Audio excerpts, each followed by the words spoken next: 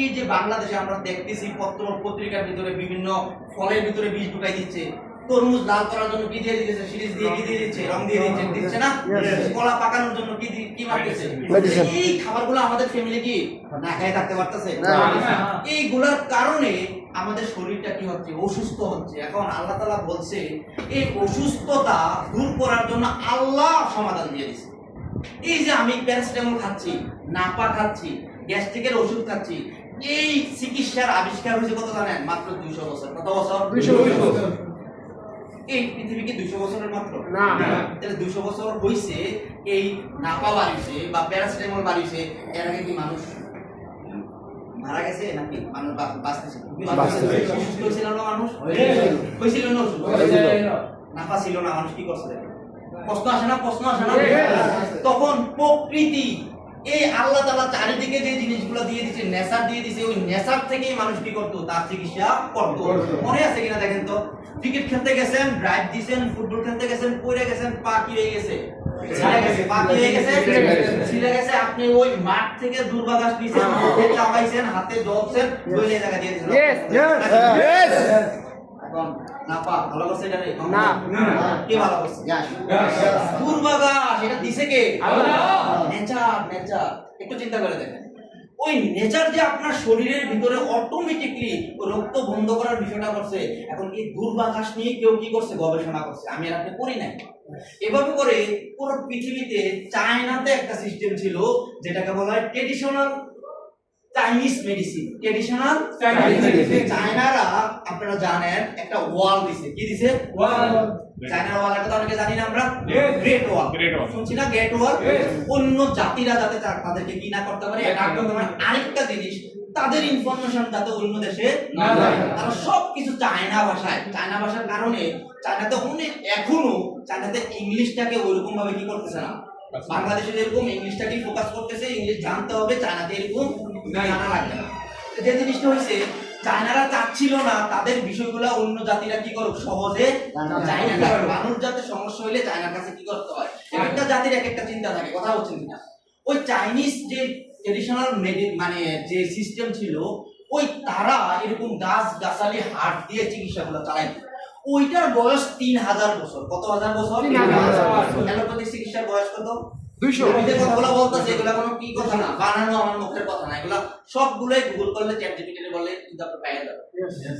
এই যে 3000 বছরের যে বিষয়টা, ওই 3000 বছরের বিষয়টা নিয়ে কাজ করছে এই ডিএক্সএল কোম্পানি। এই ডিএক্সএল কোম্পানির যিনি মেইন ডক্টর লিনসিও জিন, সে এরকম কিছু ন্যাচারাল জিনিস নিয়ে, সেও একজন মালয়েশিয়ান। আপনারা জানেন মালয়েশিয়ার দেশটা কিন্তু চাইনিজ মালয়েশিয়ান। কি মালয়েশিয়ান? চাইনিজ হিসাবে সে কিন্তু ওই প্রযুক্তির কথাটা জানে, সে কিন্তু ওই চিকিৎসা পদ্ধতির কথাটা জানে। সে ছোটবেলা থেকে তার দাদা এই জিনিসগুলা নিয়ে একটু কি করতো, সে ওই ছোটবেলা থেকে এগুলাতে আগ্রহ, তার বাবা এগুলা নিয়ে কাজ করতো, সে আগ্রহ ছিল। তখন সে ইন্ডিয়াতে পড়াশোনা করতে গেছে। ইন্ডিয়াতে সে ইঞ্জিনিয়ারিং নিয়ে পড়াশোনা শেষ করে, সে কি করছে, ইঞ্জিনিয়ারিং নিয়ে পড়াশোনা শেষ করে ওই ইন্ডিয়াতে থাকা অবস্থা, হ্যালো আসি আমরা, আসি সবাই, দেখেন ওই ইন্ডিয়াতে থাকা অবস্থায় সে চিন্তা করলো যে আমি ইঞ্জিনিয়ার হয়েছি, ঠিক আছে, তবে যেহেতু মানুষকে নিয়ে, মানুষের স্বাস্থ্য নিয়ে কাজ করার একটা সুযোগ আছে, আমি কি করব, এরকম মানুষকে নিয়ে কাজ করব। তাহলে সে ওই চাইনিজ মেডিসিনের ওই জায়গায় বলা হয় কিং অফ হার্বস, অনেকগুলা, যেমন দুর্গা গাছ একটা হার্বস, এরকম অনেক ধরনের জিনিস আছে। আমরা জানি অর্জুন গাছের সাথে বুক মিলে দিয়ে কি হয়ে যায়, শরীর স্বাস্থ্য ভালো থাকে। অর্জুন চিনা? অর্জুন গাছ শুনছেন না আপনারা?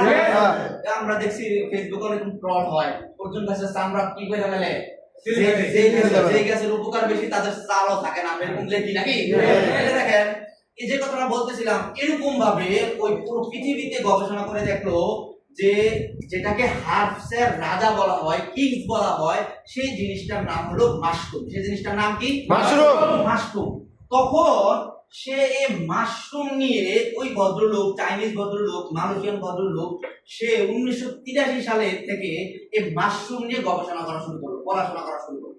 কত সালে? 1984, 85 এরকম পরে সে 10 বছর এটা নিয়ে গবেষণা করছে এবং 93 সালে সে গবেষণা করে বের করছে যে এই মাশরুম দিয়ে কিছু প্রোডাক্ট যদি মানুষ বানাইতে পারে, এই মাশরুমকে যদি খাবার হিসাবে মানুষের শরীরে ঢুকাই দেওয়া যায়, তাহলে মানুষ সুস্থ থাকতে পারে এবং অনেক রোগের সমাধান হয়ে যেতে পারে।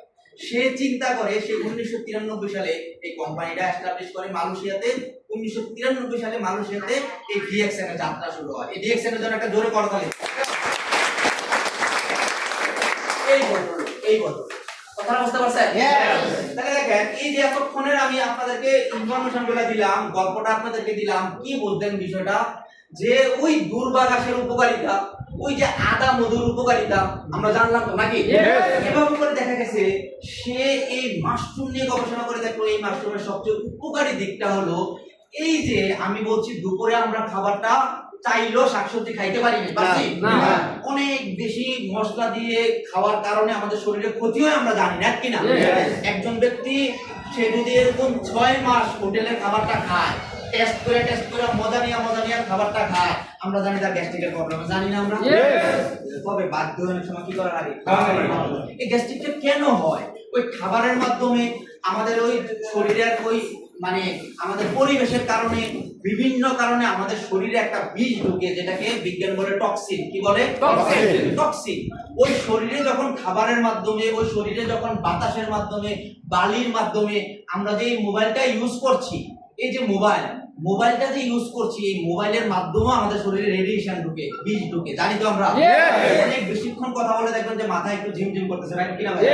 তাহলে দেখেন, এইগুলার কারণে আমার শরীরে যে বিষটা মানে কি ঢুকে, উনি গবেষণা করে দেখলো এই মাশরুমের প্রধান কাজ হলো এই শরীর থেকে একটা জিনিস, যে টক্সিন, যে বিষ, এটাকে বের করা একটা রাস্তা, বা একটা বের করতে পারে সবচেয়ে পৃথিবীর সবচেয়ে সেরা যে হার্টটা, যেটা আল্লাহ তাআলার নিয়ামত, সেটার নামই মাশরুম। আর ওই ডিএক্সএন এর মাশরুম যখন একটা মানুষ এরকম পাউডার হিসাবে হোক, এটা কফি হিসাবে হোক, এটা আরো অনেক জিনিস, মানুষের তো অসংখ্য প্রোডাক্ট আছে শুধু এই মাশরুমের মাধ্যমে। তাহলে ওই মাশরুমের মাধ্যমে এই প্রোডাক্টগুলো যখন, ধরুন আমি কফি খাচ্ছি কেন? একটু রিফ্রেশ হওয়ার জন্য না? কফির সাথে সাথে আমার শরীরে আরেকটা জিনিস ঢুকাইলাম, যেটার মাধ্যমে আমার শরীরে যে আজকে যে বিষটা ঢুকলো, এটা যদি আস্তে আস্তে কি হয়ে যায়? বের হয়ে যায়। এখন এই কফির মাধ্যমে, এই মাশরুমের মাধ্যমে উনি তখন বলল যে একজন সাধারণ মানুষ, একজন অসুস্থ মানুষ, সেও চাইলে আস্তে আস্তে তার শরীর থেকে যখন টক্সিন গুলো বেরিয়ে যাবে, সুস্থ হয়ে যাবে। কি হয়ে যাবে? এই জন্য এই জায়গায় অনেকেই কথা বলে, বা আপনি যার মাধ্যমে আসছেন শুনবেন, বা এই জায়গায় বাইরে যে দেখবেন অনেকের সাথে কথা বলে, ডায়াবেটিস ছিল, এখন সে ডিএক্সএন এর প্রোডাক্টের মাধ্যমে কন্ট্রোলে আসছে। এটা অন্য কোনো কিছুর কি নাই, পাওয়ার নাই, এটা হলো আল্লাহর পাওয়ার। এটা কার পাওয়ার? আল্লাহর পাওয়ার। আল্লাহ কিসের মাধ্যমে পাওয়ার? নেচারের পাওয়ার। আল্লাহ কেন দিছে? ওই মানুষের মাথায় বুদ্ধি দিয়ে দিছে। এই ভদ্রলোক যদি 10 বছর এটা নিয়ে গবেষণা না করতে, তাহলে কি পারতো? না। তাহলে কেউ না কেউ পরিশ্রম করছে, আর এটার রেজাল্ট হিসেবে পুরো পৃথিবীর মানুষই পাচ্ছে, রাইট কিনা? এখন দেখেন, এই যে ফোন, এই ফোনও তো একজন ব্যক্তির আবিষ্কার, রাইট? ফোন যদি না আবিষ্কার না করতো, আমি আপনি কি পাইতাম না? তাহলে এই যে ভদ্রলোক একটা চমৎকার জিনিস আবিষ্কার করলো, ওনার জন্য কি একটা ডিএক্সএন প্রথম যে বিষয়টা আমি বলছিলাম, তাহলে এই হেলথ নিয়ে ওরা কাজ করছে। আপনারা আজকে যারা একেবারে নতুন আসছেন, আপনি যদি